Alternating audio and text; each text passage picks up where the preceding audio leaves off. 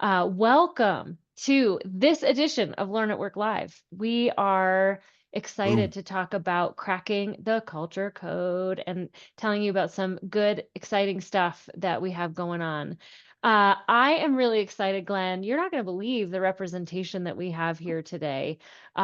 We've got people from Illinois, Pennsylvania, Virginia, Minnesota, Colorado, Indiana, Ohio, California, Iowa. I love Iowa. Kansas, Tennessee, Vermont, Wisconsin, Maine, Maryland, Rhode Island, Oregon, Missouri, Alabama, Connecticut, Massachusetts, Arizona, Washington, D.C., and Guam, Canada, the United Kingdom, Turks and Caicos. Like, hooray. Welcome, everybody. We are That's well not, represented. you were singing that like a song. That was so fun to listen to you say that because you were like singing like a verse rate, like it was like da da da da da da da da da da. That was cool.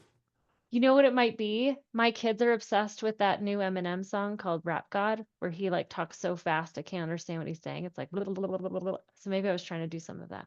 Anyway, that's neither here. Stop distracting me, Glenn.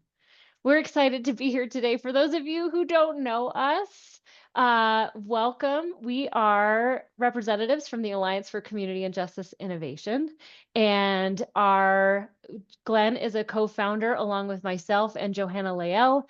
And we're excited to talk about all things implementation science and culture and leadership and really dig into the adaptive space.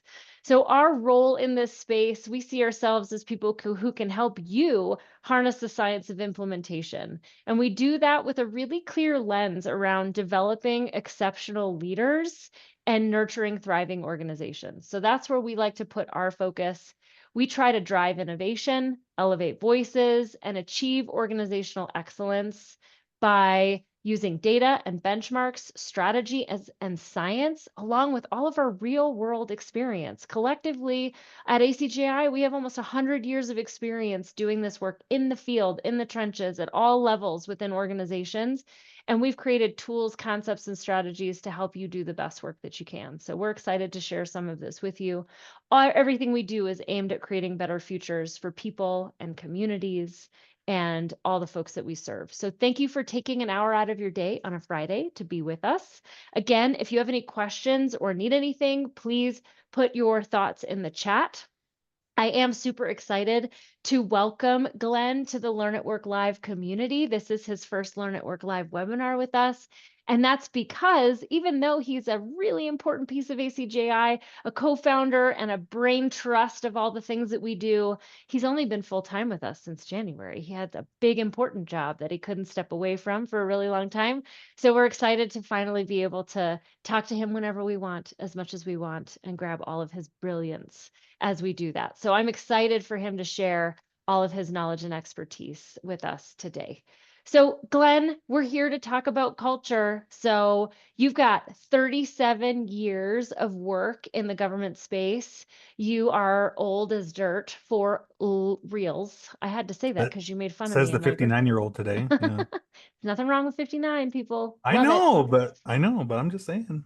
So you've worked with a ton of leaders in the justice system throughout your career. You've worked for them, with them, alongside them, helped them. When you hear the word culture in those types of settings and leadership settings in the justice space, what comes to mind for you? Well, I've been thinking about this. Can I be real about it? You have to be real. That's the I only have thing to be we'll real. accept.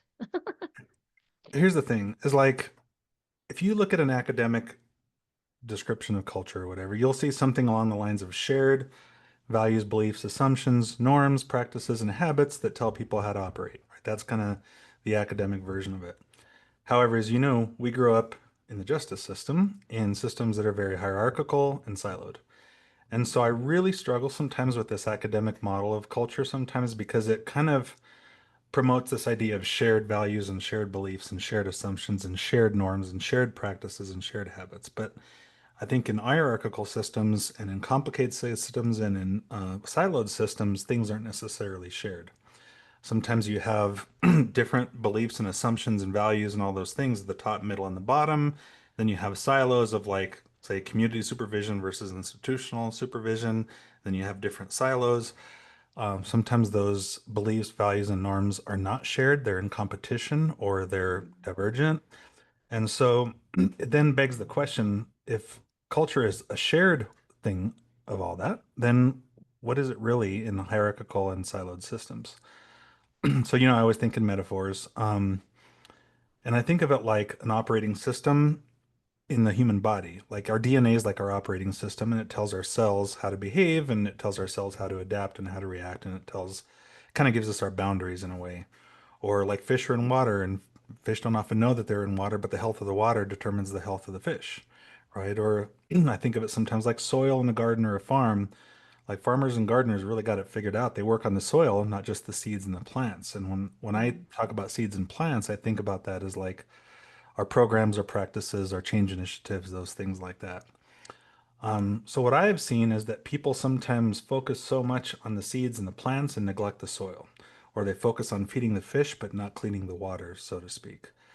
So the way I've learned to come to think about culture is like this, and I'll just share my screen with you. Can you see that okay, Alex? yeah. So I think about what's visible and concrete versus what's invisible and abstract. And culture is all that, whether it's shared or not. In fact, it's also when it's in competition or not in alignment.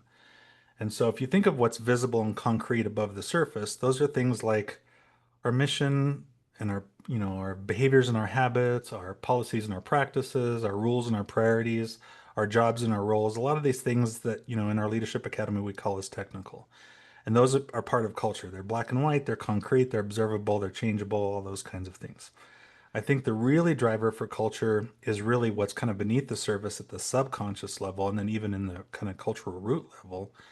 Whereas in the subconscious level, the things that are invisible and abstract are maybe more impactful to culture than the things that are concrete and touchable. And those things are like the values and assumptions, whether they're shared or not, the beliefs and perceptions that people bring to the table, Mm, emotions and thought norms, like how we're supposed to think around here. It's like those, how am I supposed to operate and how am I supposed to think to be in line kinds of things. Our perceptions of safety and trust, like our collective mindset. How do we all think versus public safety versus behavior change, for example? But then there's this deeper part that is like our roots, our traditions, where we come from, critical incidents, traumas, mm, rituals, and traditions. The way we've always done things is the way we always hear it. So when it comes down to it, I kind of think of it like part of it is how we do things, but a real part of it is why we do things. And the why we do things is kind of underneath the surface, if that makes sense. What do you think mm. about that? I mean, it makes me think about in my experience, a lot of the culture work I've been a part of as staff or even in some of my leadership roles trying to like you can tell that something's going on and you need to fix something, but you're not sure where to start. And so I tend to start in the house space of like let's get a vision and a mission and some values and like throw them everywhere and then everyone will kind of do that stuff. But I think this is a great visual because it's a good reminder of like but there's all this stuff going on below the surface that might not allow for the best wordsmith sentence ever to make it into practice. So I'm curious what you think about kind of our go-to strategy for culture work to start with things like mission, vision, values. Well, it's not unimportant, but the degree to which it really matters, I question. Cool. It's kind of like the bumper sticker mentality or the slogan, like bumper stickers, just say no to drugs or dare to keep your kids off of drugs. Did that really change people's internal constructs about using drugs or whatever? It really didn't, right? And so I think sometimes when we do this like bumper sticker, slogan, t-shirt mentality of culture change, we try to change from the top down. And the top Mm, meaning two things, the hierarchy down. The hierarchy usually determines what the mission, vision, values are and assumes that if I put it on paper, people align with it. I don't think our lived experience says that's always true. The other part of top down is like in this iceberg. It's kind of these surface level, technical, black and white, observable, grabbable things. And just we expect that those just kind of seep their way and penetrate their way into the organizational culture. I don't think that's true. I think it's much like if we were wearing a t-shirt that says I'm an athlete, but we don't have the mindset of an athlete, or we don't have the nutritional habits or the exercise habits of an athlete, or we don't manage pain the same way an athlete does, or whatever. It's this kind of outside in change that we expect to happen rather than inside out change. And the real change mm, is inside out.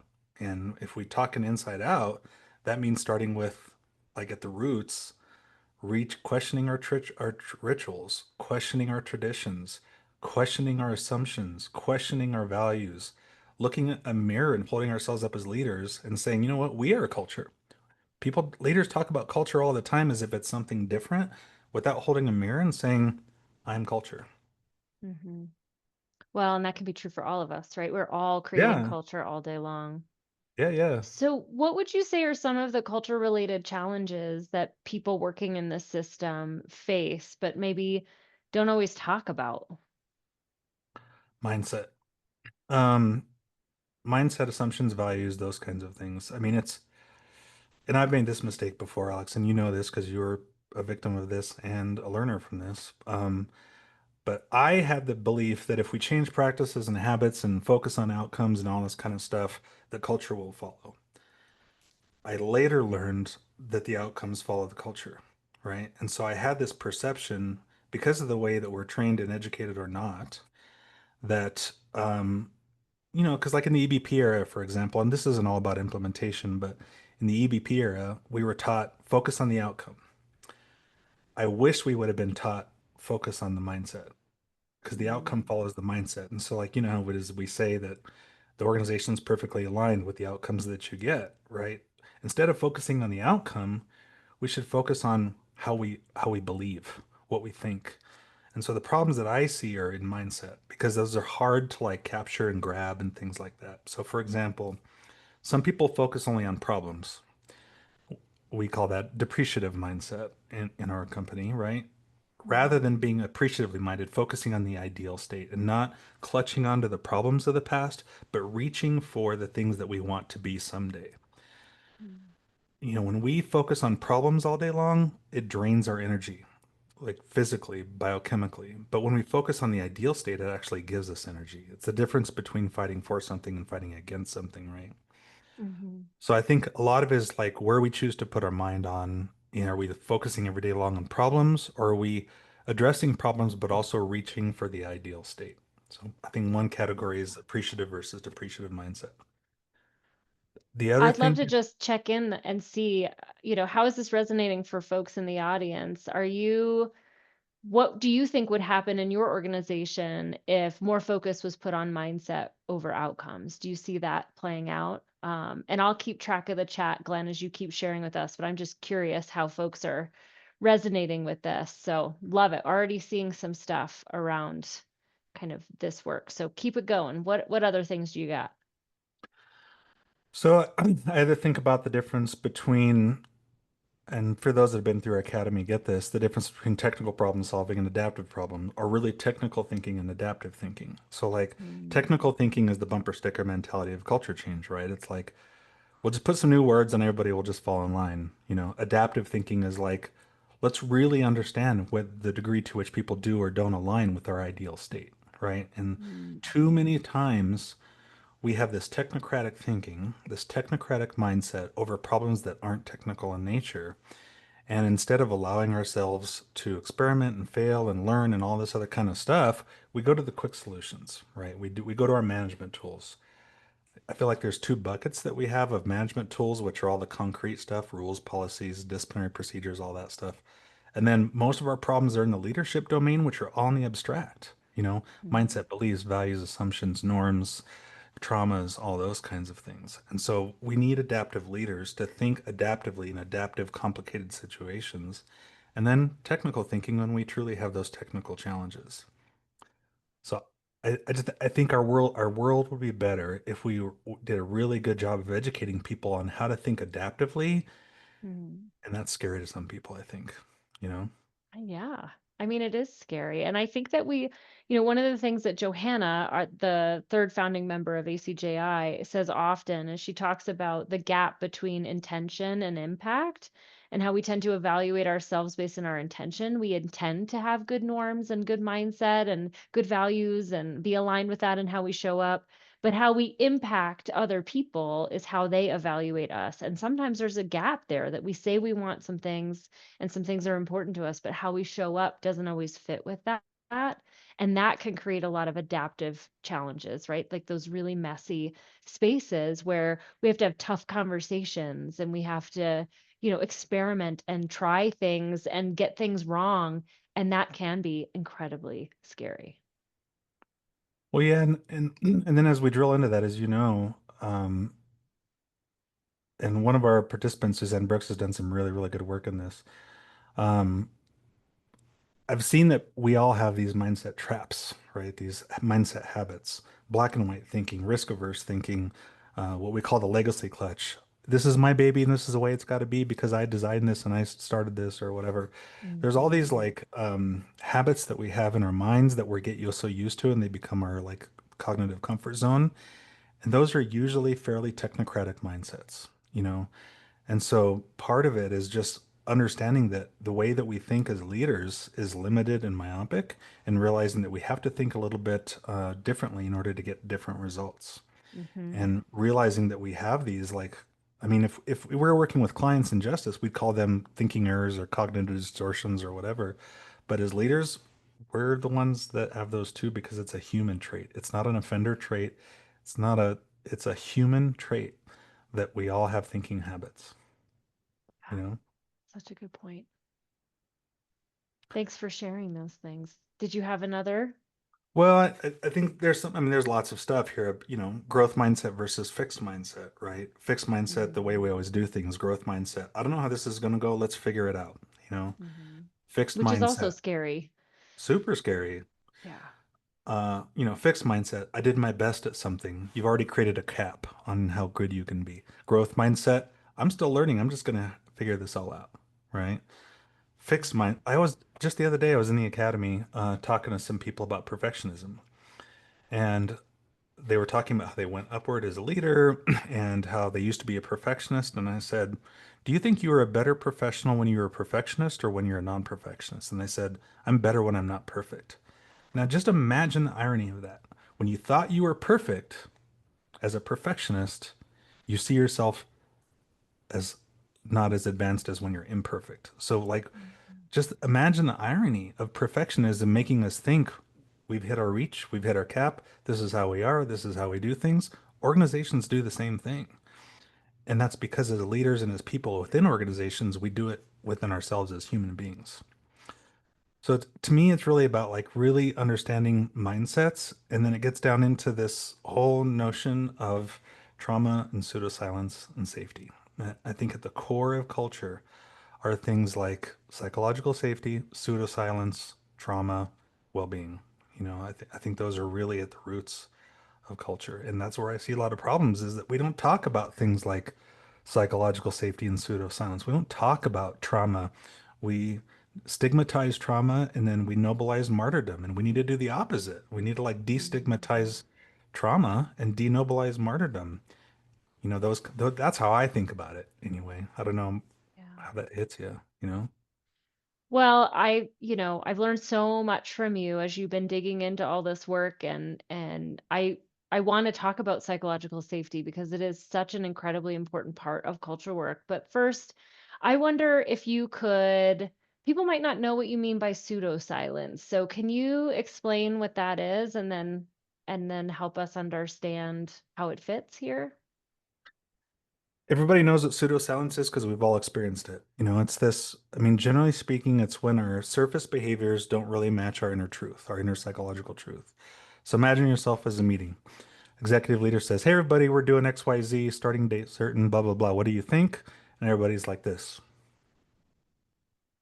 And then the leader says, okay, everybody's good with it. We're good to go. Right.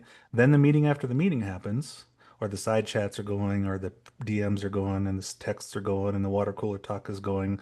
And people are saying, well, that's BS. I don't like that idea. I don't agree with that decision. Like all the things that's being said in the meeting after the meeting before the meeting, the side chats, the DMs, the texts, all that stuff. That's the inner psychological truth. But when we don't bring the inner psychological truth to the decision making table or the input table, that's pseudoscience. Pseudoscience is also when the executive leader or whoever is running the meeting or whatever interprets that silence as consensus or it is agreement or as Mhm. like, hey, no problems.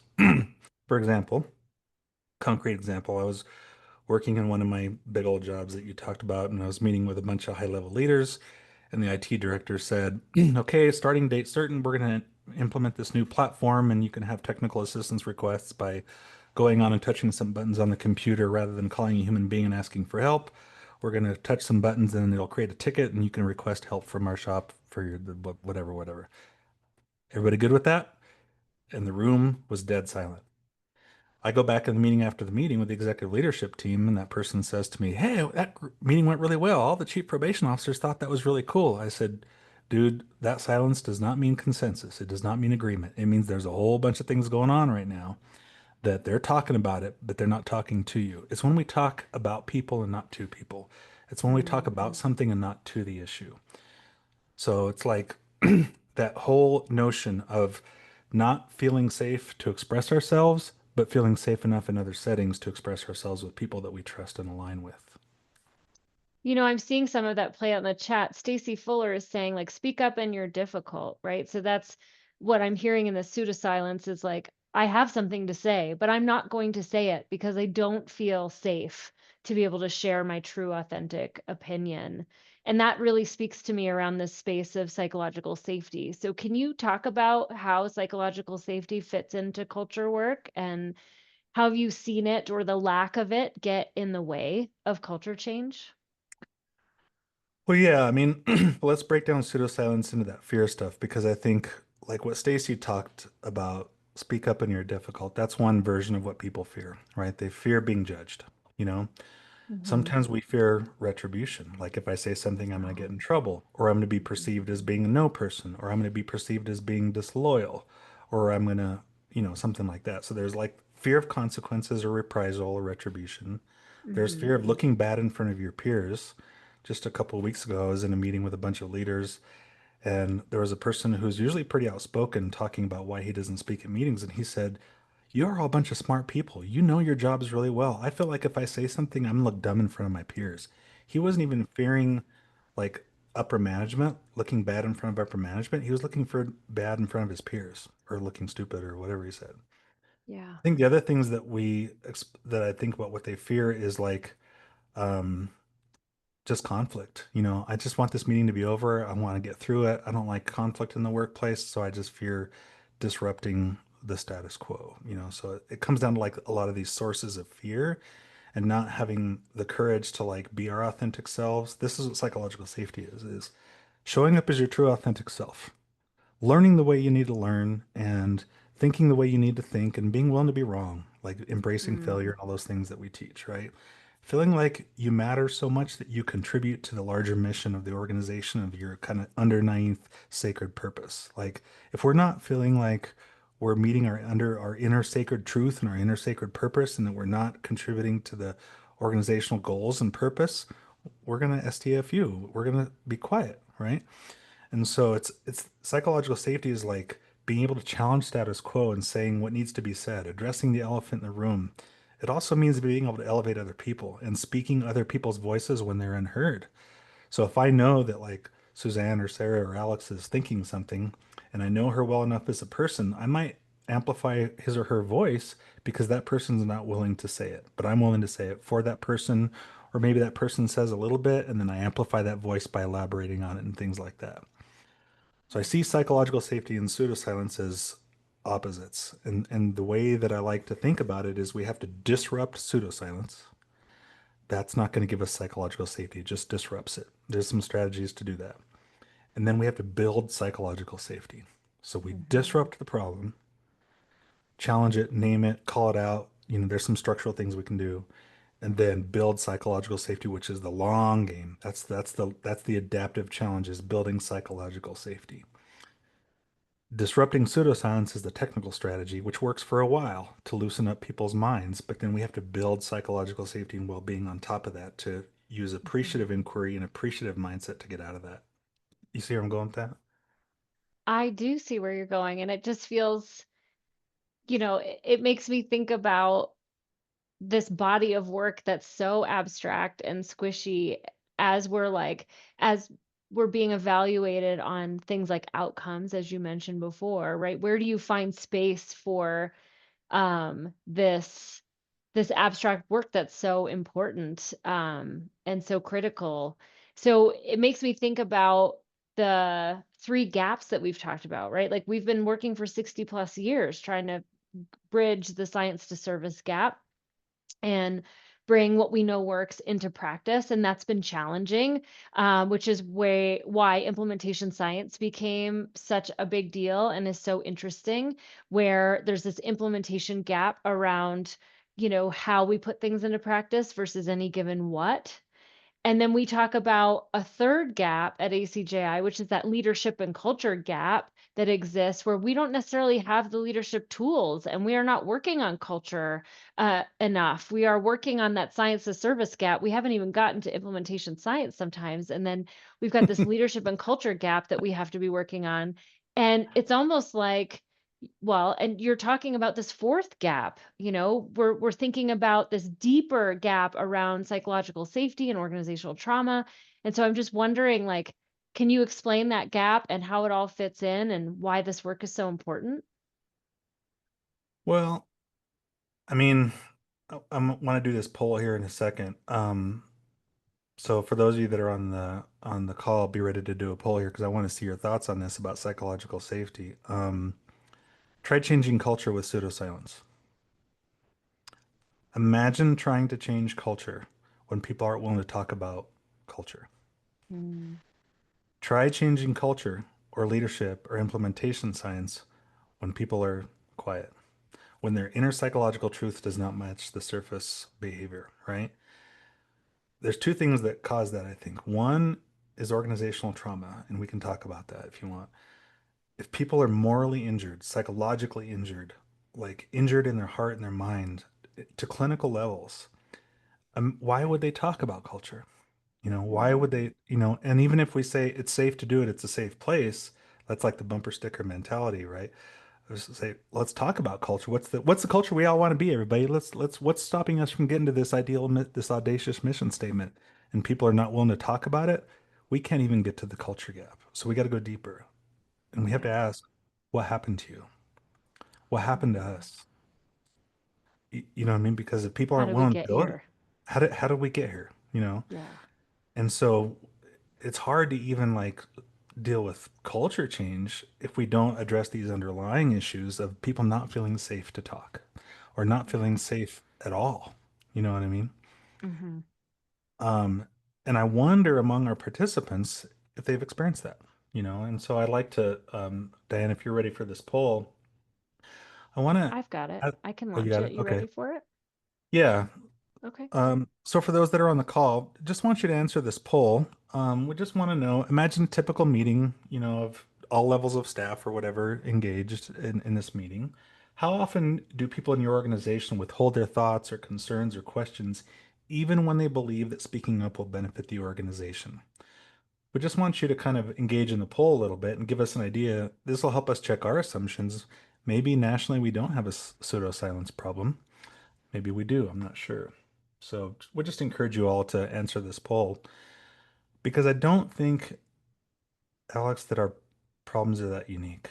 I mean, I don't know how I mean, you've done a lot of this work. And so, like, we see a lot of the same things over and over again. And we just got to be willing to talk about it. Like, we just got to be willing to say, let's just, let's just bring it up. Let's just talk about it. It reminds me, so not only have we done a lot of this work, we've experienced a lot of this work in our work. And I remember being at a conference and doing a presentation about implementation science and some of the challenges, that organizations experience implementing things. And afterwards, I was going outside and was going to go for a walk, and someone came up to me and was like, I've never met you before. I just saw your talk. Where do you work in our organization?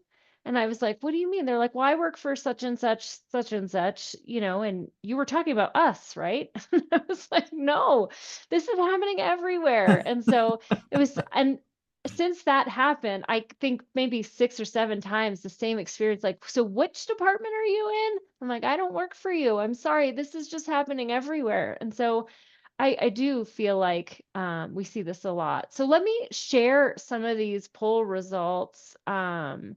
Again, the question is, how often do people in your organization withhold their thoughts, concerns, or questions, even when they believe speaking up would benefit the team or organization?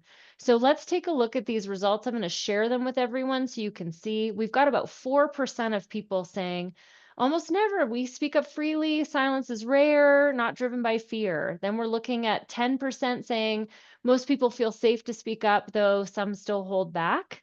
31% at sometimes silence is noticeable and context dependent. Speaking up depends on who is in the room. 35%, many people hesitate to voice concerns or ideas out of fear of consequences or futility. And then about 19% saying pseudo silence is the norm. Psychological safety is low and open dialogue is rare. What does this mean for you, Glenn? What do you see when you look at these results? Candidly, Hmm. it's our fault. I mean, so what I mean by that is 85% of the people on this call said that pseudoscience is indicated in their environment, right? 85%. Only 15% of the people are saying we can speak up freely and openly without fear of this and that and this and that, right? Hmm. That looks like our organizational failure rates of 70, 80, 90%.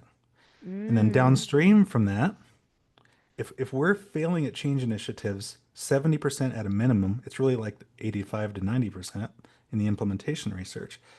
If upstream our failure for change is 85%, why is our recidivism rate 60%? Duh, right? We're the problem, right? Like it makes me ask the question, are the people failing the system or are we failing the people? And I think to some degree, the cultures are failing the people that we're trying to serve. And so we put it all on what they're doing. You're not doing this right. You're not following these rules. You're not doing this right. But if we look at ourselves, we're not even willing to talk 85% of the time. Now I'm generalizing, but the point is that we're not alone, right? So we have to just talk about this. We just have to we have to bring this up because if we don't, we're not in culture change. We're doing practice change. We're working above the surface on the iceberg, right? Like Hmm. if we want to talk real culture, we got to talk deep into the mindset, the assumptions, the beliefs, the values, even when they're different and not necessarily shared. You know, Yeah. I don't know how that hits you, but that's where I go with it. What do you think about it? Well, I'm seeing it on all sides, right? So I'm thinking about sometimes we're in cultures where you can feel it, like something's got to give here. We've got to do something different. And I've been in cultures where I felt like we're doing a disservice to ourselves, to the clients that we're serving, to all of it by having this kind of culture that's really not working well for what we're trying to accomplish. I've also been in cultures where things have been really good, and, and I think on the one hand, when things aren't good, we tend to point elsewhere to say, but it's not my responsibility to do anything. It's got to be out there. And when things are good, we kind of ride that wave and say, things are good. We don't need to work on culture. It just, it's just happening and it's great. And so I think about kind of this idea that it is a constant body of work that often is wholeheartedly missing from how we get to spend our days and our time in our work. And that it's often happening by default. And so nobody really owns it. And it's easy to point fingers and it's easy to love it when it's happening and hate it when it's not happening. But we're definitely not, in my experience, not being very intentional over the long term to create cultures that help us thrive and help our clients thrive and then are sustainable over time.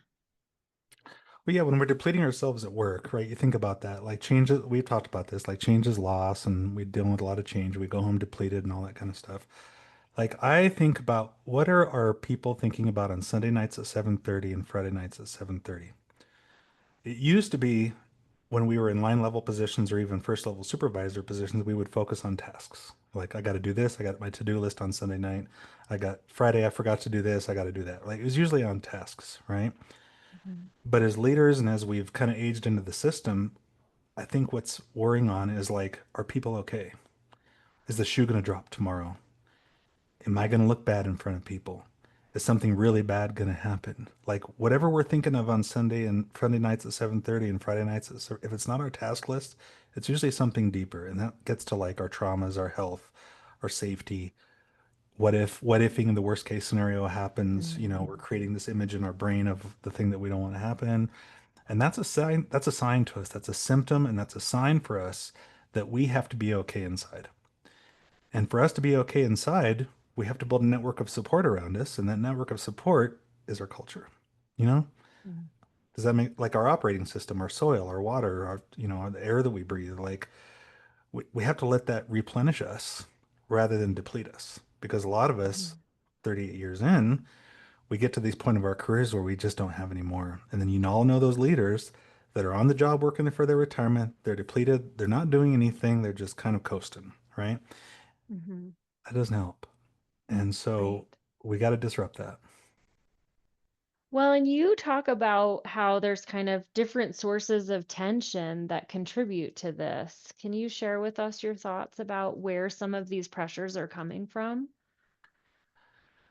Yeah. So I'll share an image here. Think of two buckets. The job itself, which we'll just call occupational stress. So, working corrections, prisons, jails, law enforcement, even behavioral health, community-based corrections, community supervision, any of those things, there's danger to the job itself, right? Hmm. We have dangerous tasks, dangerous circumstances. Sometimes we work with dangerous people, risky situations. We have vicarious trauma where we incorporate and kind of appropriate the traumas of the people that we're trying to serve and help. And so we go home and, we know that trauma is contagious, vicarious trauma, and all that kind of stuff. So the job itself is stressful. Working in the justice system, behavioral health, even people serving systems in general is a dangerous job. Hmm. Right? It's a risky Hmm. job, right? What we neglect sometimes is the organizational side of that. And that's things like change clutter, too much change too fast. Change fatigue. I don't have anything more to change. My motivation is gone. Conflict among peer to peers, conflict between leaders and peers, conflict among in between leaders, low quality teamwork, all the harassments and isms, harassments and sexism and racism, like all the isms, negative media, and then like isolation, like COVID put us a lot in isolated circumstances. Mm. That's not healthy for us. And so yes, we have the work that's risky. But if the organizational context, the environment also has into it events that deplete us and that injure us and that can make us ill, that's a different phenomenon. And so it's when those things both happen at the same time and we're not aware of that and we don't talk about it and acknowledge it that we might be depleted and we might have a motivational problem or an engagement problem. We might have a trauma problem. And so Mm. what I mean by that is like if you can imagine the bucket of organizational stress or occupational stress is the up and down axis from bad to good, let's say, and then the organizational stress left to right is good to bad, right?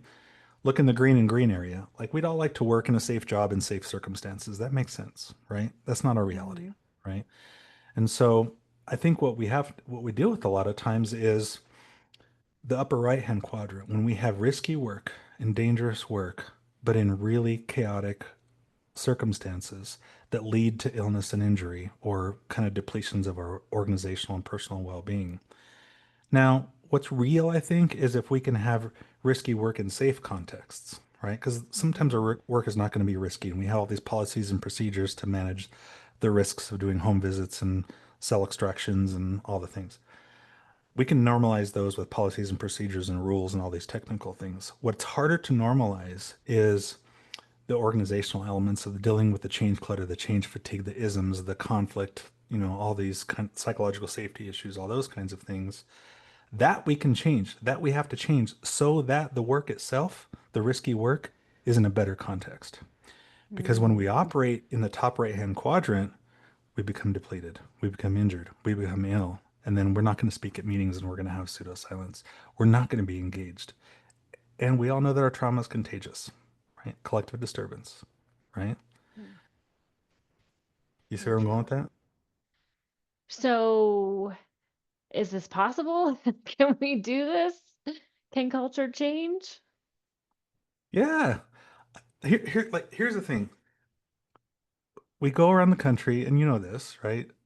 We all hear the circumstances when we hear our culture used to be this way and now it's this way. Guess what? Culture just changed, right? Hmm. Or I heard this not too long ago. We saw an increase in our culture when we started doing psychological safety work, and then some critical incidents happened, and then we saw a decrease. All that means to me is that it's dynamic, it's fluid, and it can change.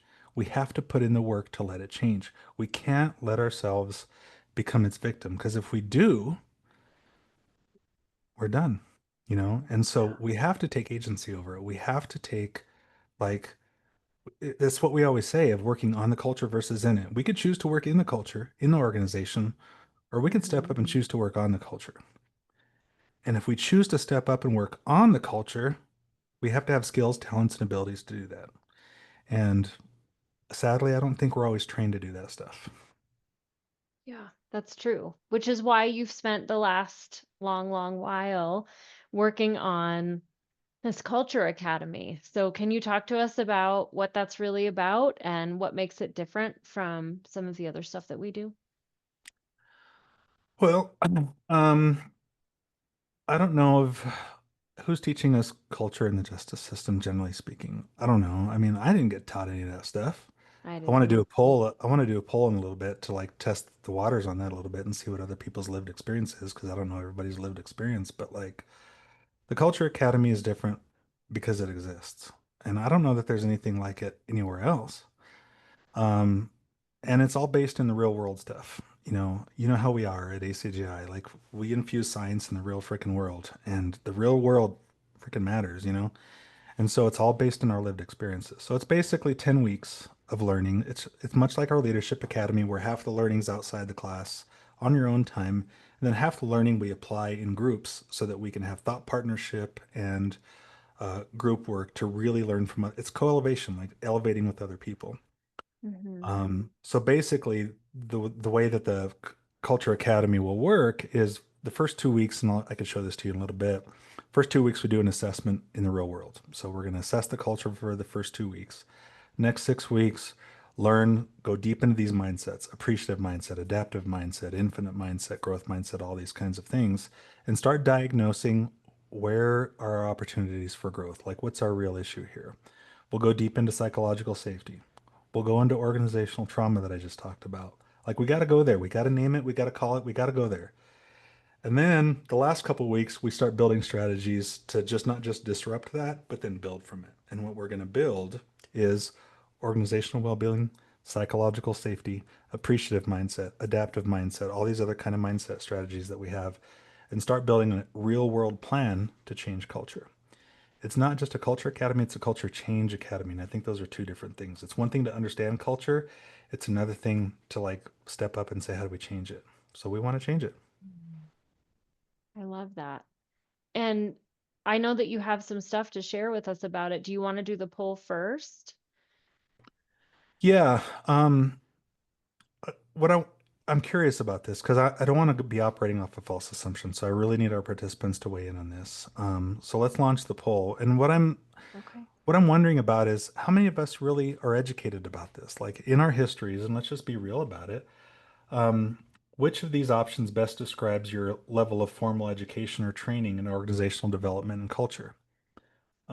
And I'm talking about tools to change, models of change, methods of change, culture change strategies. Like, have you ever learned any of this stuff and to what degree? I'm kind of operating off the assumption that not a lot of our people are formally educated about this stuff, but I want to check that assumption. Um, I wasn't. I was a good supervisor because I was a good line level staff person. I was a good manager because I was a good supervisor. And I was all into all the tactical and operational stuff, but nobody really educated me on this like deeper organizational stuff. So I'm curious to what our people would say. mean, Well, we've got answers coming in. Woo! when you were coming up in the system, what was your experience? Did you see that You people were taught me learning culture? nothing. How dare Oh, I you? taught you stuff?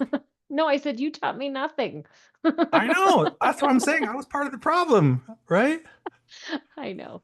No, this, it was all, like, I think people knew that culture was existed but because you couldn't touch it, because it felt very abstract instead of concrete, uh, I didn't see a whole lot of people working on it intentionally. And then, when I wanted to work on culture, what I experienced was one, I felt somewhat insecure and incompetent around what does that even look like and how do I get this started? And so it would be on my to-do list, but it was a really easy thing to be like, oh, I got really busy with all the fires I had to put out today, so I'll work on that tomorrow.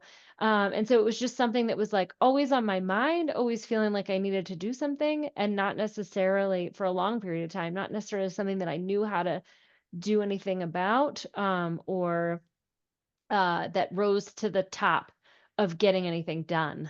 It just was a really easy thing to push to later.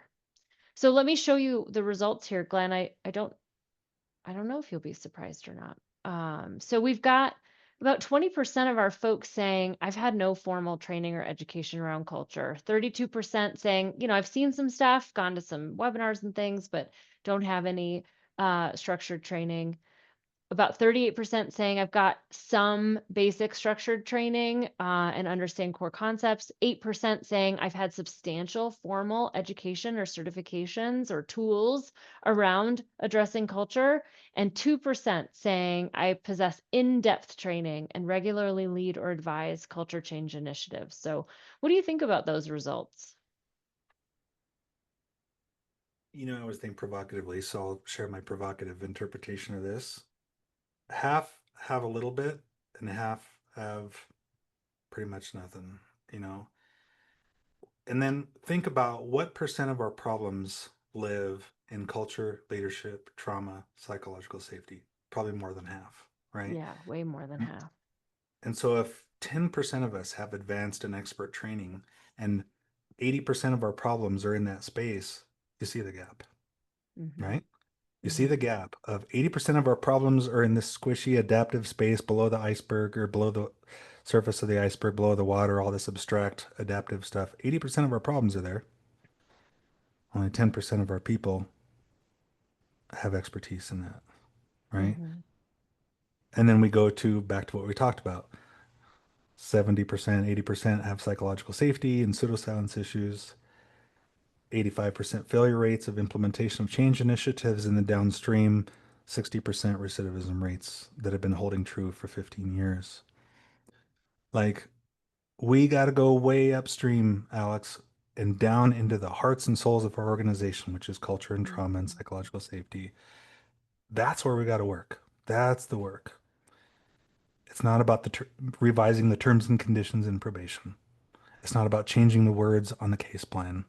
It's Hmm. about looking at ourselves in a mirror, individually and organizationally, and saying, where are we the problem? That's what I think. I Yeah. don't, what do you think? Is that too much? Is that too much?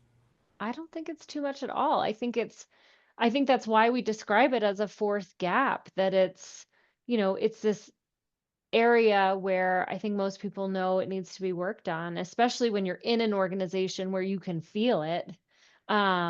But that we all need more tools and strategies to be able to do that important work, and to create space for it. I know we like to talk about working on culture, creating culture by design instead of by default.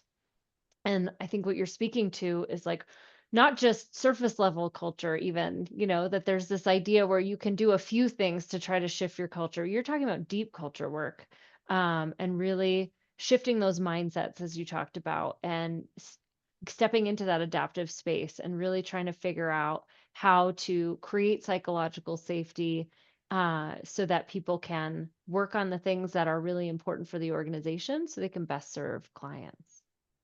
I mean, think of it this way. I mean, like when you talk about culture by design and by default, and you're aware of this story that I'll just share with our people, but, you know, I was in the hospital with a 16% chance of ever walking again. And I Mhm. was just sat there and stayed in my hospital bed for 4 months, and basically was told I'd never walk and have climb stairs or whatever. So you get in your own head, right?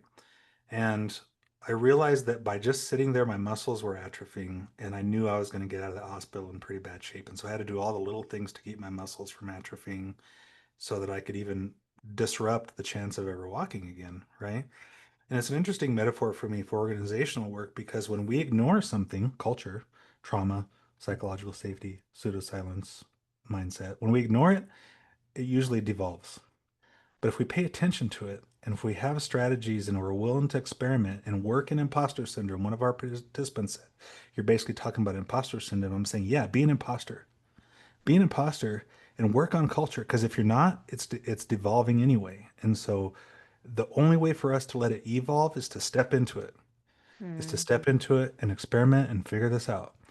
Because if we don't, it's just going to devolve, And so when we ignore it, it usually gets worse, right? But if Hmm. we redirect that and we build a community of support around this kind of stuff, we can change this because we've seen it change down in a lot of cases. We've seen it change up and then come down. So we got to see it change, right? So we just got to step Yeah. into it, you know?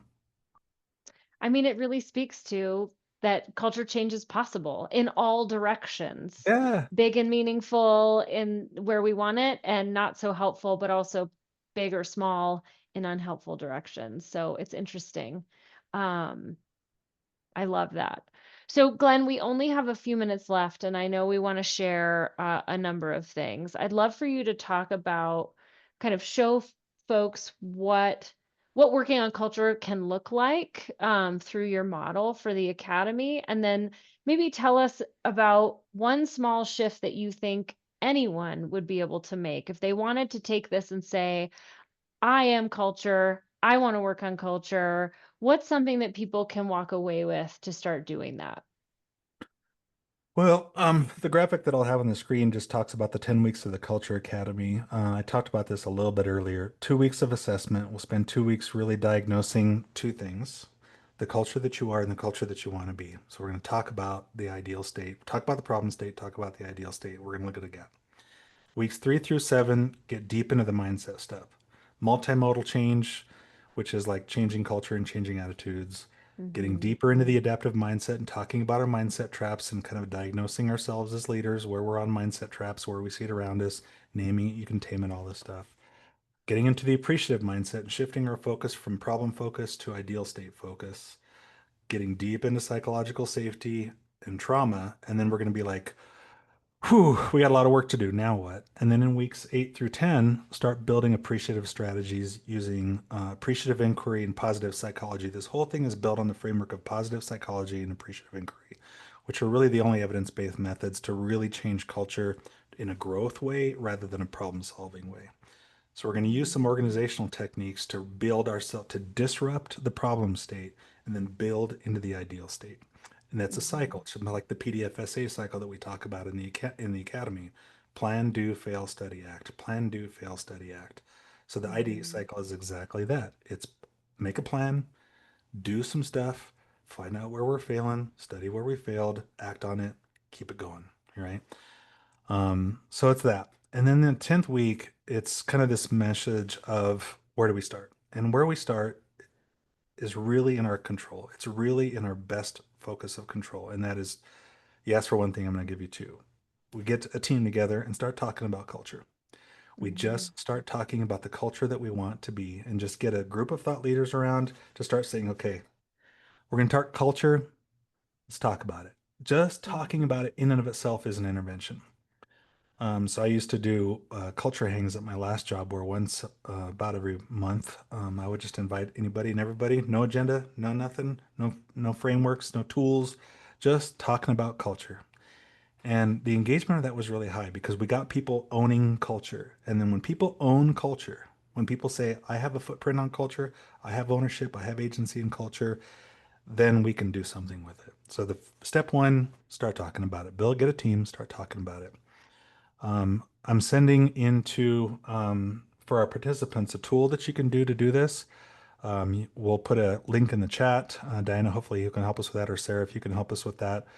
You can also scan the QR code on the screen to build this too. It's essentially a 5-step appreciative inquiry model to start just exploring your culture. It's basically Hmm. follows the appreciative inquiry process that we're going to use in the academy to start kind of going through this evidence-based method to just explore the culture that we are and explore the culture that we want to be. That alone will disrupt status quo. That alone will give people agency in building culture. It'll start building some of those kind of ideas about how to change culture. And we're going to work in imposter syndrome, and we have to be comfortable being uncomfortable. We have to fail forward, Yeah, fail off, and all those things that we promote in our academy. I love that. Be the imposter, Be the imposter. right? And try it. And Right. what I appreciate about this handout, Glenn, is the define, discover, dream, design, deliver really fits nicely with the graphic you showed before, which was you have to identify what current state is, and then talk about it, right? Diagnose it, talk about it, have lots of conversations going below the surface around all those adaptive things. And then look for alternatives. The whole idea is if you don't do something different, if you don't think, act, engage differently, you're going to continue to get what you've always gotten. And so I just really appreciate that these are some good questions to help people move through that cycle of identifying current state and hopefully ideal state, diagnosing and dialoguing about it, and then embracing some alternatives and looking for opportunities to do something different. That's really great. You're also sharing, if folks are curious about the Culture Academy, there's a QR code there and of course, the Leadership Academy, some QR codes there. If folks want to join us, the first Culture Academy is happening this fall. And so we're very excited for that and excited to explore all these tools. I'd love to have people share any sort of questions that they might have. We have just a few minutes, but I'm sure we could pick Glenn's brain if anyone wanted to ask a specific question. If you would like more information about any of this, you can put more in the chat and someone from our team will reach out to you and help you connect in any way that you need to. I also want to let folks know we'll be sending out the recording, the handout, all the information that you need next week. So if you missed anything and you want to rewatch it, we're happy to share it with you. Our next Learn at Work Live is in September, September 12th, and we are going to be hearing from a Georgia commissioner, Michael Nail, who spent his career championing criminal justice reforms. And he's going to talk about top level advocacy and why it's so important, what it looks like, and why it's important to do this work, and what it looks like to really support agencies and leaders below you in completing their strategic plan, in implementing things, why you need to champion implementation science and how to do that from his experience. So thanks, Sarah, for putting that. If you want to join that one, you can hop on the list. I'm just going to scan here and see if anyone's got any questions here. I know there's been a few that have come out. Uh, Glenn, you want to tell us just really quickly about a culture win that you've seen? What's a culture win that comes to mind for you? Uh, for me personally, or for agencies that we've worked with? Either way. I mean, just recently, I was working with some people on an executive leadership team on an organization that grew really, really fast in a really, really short amount of time. They expanded all over the state in rural areas all around the state. And they had a lot of tension in between the managers of all these different correctional sites and behavioral health sites. And it's because they hadn't talked. COVID separated everybody and all this kind of stuff. And there was all this like elephant in the room kind of stuff going in. As we started building on psychological safety, just the talk about psychological safety got people to say things like, the reason I don't share is because I feel like stupid in front of my peers. And the executive leader said, I have ADHD and I'm scared about how I look in front of you because you all know that I have ADHD and I'm afraid of how I'm showing up with you all. And that level of vulnerability was far more contagious than the bumper sticker culture change BS that you're talking about at the beginning of the webinar. That vulnerability was far more contagious and got people to engage and start talking about the real things that need to happen. Now they're building all these strategies to like improve communication and collaboration and all this other kind of upstream stuff. But it really took down to these really vulnerable moments for people to say, I'm scared, or I'm ashamed, or I feel dumb. It's stepping into that imposter place, right? And stepping into it and just in getting in there and saying, this is me. Because when they did that, everybody else was like, yeah, me too. I have this and me too. And it's not really about the way the right form should be edited or the right strategic plan goal or the right time frame or the right policy of the role. It was never about that in the first place. It was about the fact that I don't have a voice. I'm not Mhm. seen. I can't be me. I'm scared. That was the root. And so when we get to those root causes, people don't resist change. They resist being changed by somebody else. And so then they're willing to change. All right. Then they're willing to go. I promise you their culture is going to be better if they keep working it. I promise you that. That's awesome. So it just speaks, it's like reinforcing the message of like just having the conversation can really be a catalyst to moving things forward. And it takes one person to start the conversation. And hopefully you guys will try the handout. Everyone can try those out and let us know. Stay in touch. Let us know how it goes. Let us know if you have some success or if you get stuck. We want to help. If you play with those questions and see what comes out of it. Again, if you want any more information or you want some help with any of this, just throw more into the chat and we will reach out to you. We so appreciate your time today. Glenn, welcome to Full Time ACJI. We're so glad that you're here. You're a brilliant mind. So thank you, everyone. Have a great rest of your day. We'll stay on for just a moment in case anyone has any last minute things or logistics, but otherwise, take care. Have a great weekend and we'll see you in September. Bye, everyone. Bye. Aw, thanks, guys.